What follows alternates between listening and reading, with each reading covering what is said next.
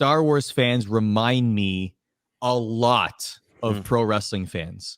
And let me describe pro wrestling fans, and then you tell me how close it is to Star Wars fans. And I want to be very clear here. I am not saying this in a negative way at all. Sure. I am just describing them for you in terms of how they consume their favorite product of choice, and also how they dissect their favorite product of choice.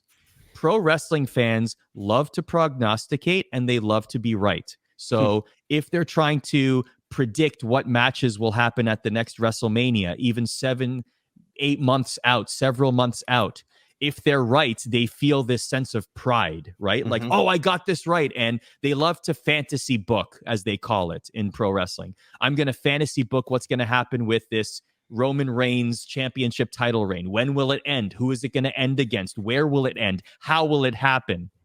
They love to do that kind of forward thinking and predicting.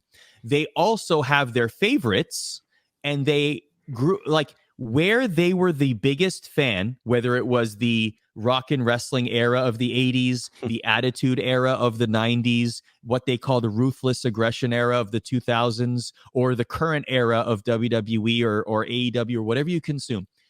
Wherever you were your most passionate as a pro wrestling fan, that colors your how you view pro wrestling as it evolves. So as new things become popular in pro wrestling, it's not that you take offense to it per se, but it's very much a paradigm shift that either you're not ready for or unwilling to take, because you have the memories of how you loved pro wrestling at one point in time. And so you always compare it to that.